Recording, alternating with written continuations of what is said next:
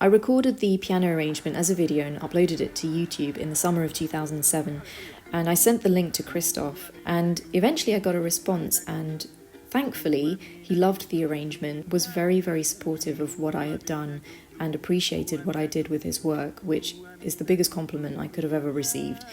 And I've been lucky enough to call him a friend ever since.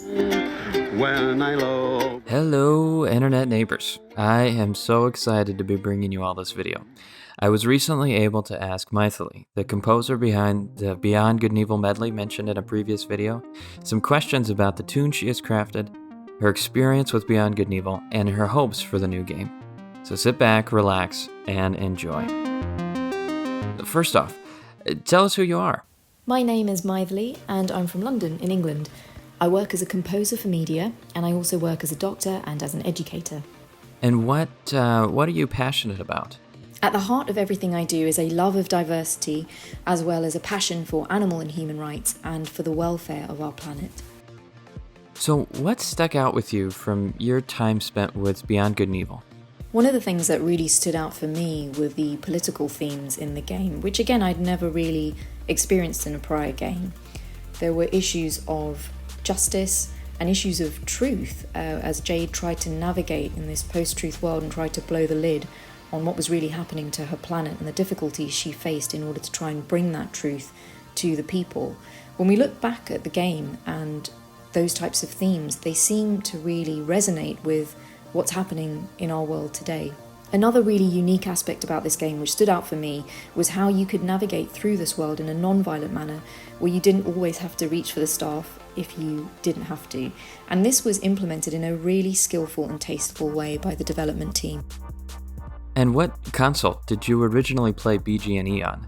A friend of mine lent me Beyond Good and Evil for GameCube in 2005.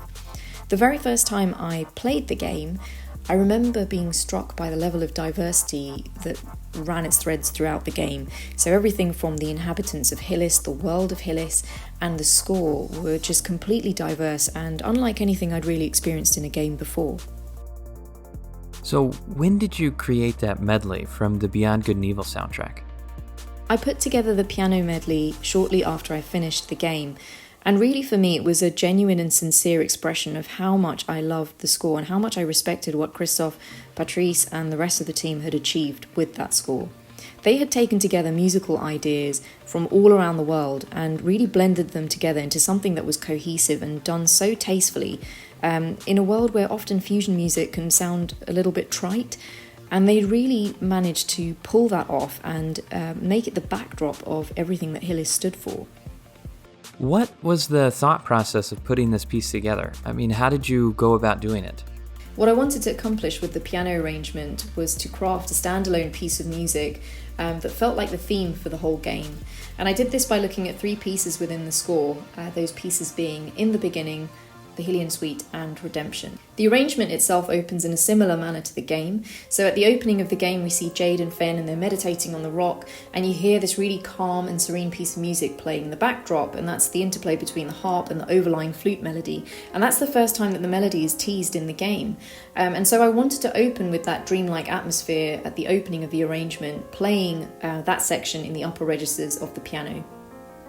The opening then bleeds into the section that is derived from the Hylian Suite.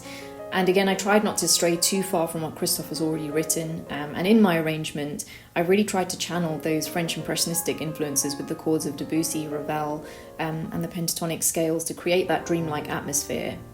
And finally, I blend a little bit of the track known as Redemption within the Hylian Suite, and that happens towards the end when there's a climactic section as things sort of ascend.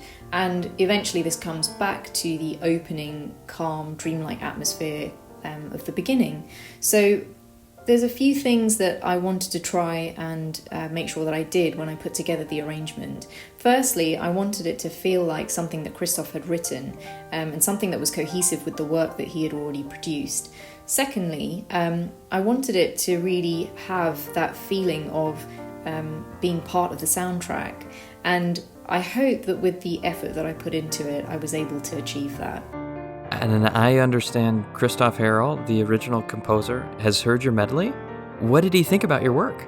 I recorded the piano arrangement as a video and uploaded it to YouTube in the summer of 2007, and I sent the link to Christophe to just ask him if he would be so kind enough to listen to it and give me his opinion, and also to let him know that his music had been an absolute inspiration for me and really drove my reasons for why I put the medley together.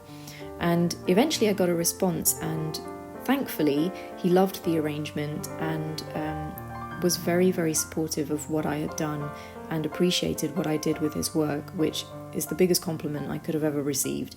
And I've been lucky enough to call him a friend ever since. As a composer yourself, what have you learned from Heral and others who worked on the original soundtrack? What I learnt from Christophe and Patrice was the example that they set as composers. They are two brothers from the south of France, growing up in Montpellier, and their town has very much got its identity embedded in the soundtrack of the game, whether that's where they recorded it, or the sounds that they incorporated into the game and the traditions they grew up with.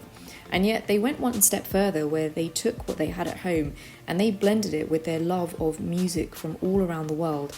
And their musical roots are so globally diverse, ranging from almost every continent on the globe. And they brought all of these elements together and they blended it into something that was very sincere and very genuine, and really was the truest expression of who they were. And that's something that I have personally learned from them and their example. It has made me look at the way that I write music, made me look at my roots and the music I love, and to feel no shame or no fear in blending all of those things together and making that the truest expression of who I am. And I am so incredibly grateful for the fact that they taught me that lesson, and they support and encourage that way of being. So we know Christophe Heral is working on the new game too. Is there anything that you are looking forward to? One of the things that's been really exciting to learn about is how the game has its identity rooted in South Asia. And we've already seen this being represented in the art style and also some of the music. So I really think this speaks to Christophe's strengths, because he's someone that actively embraces diversity in his music.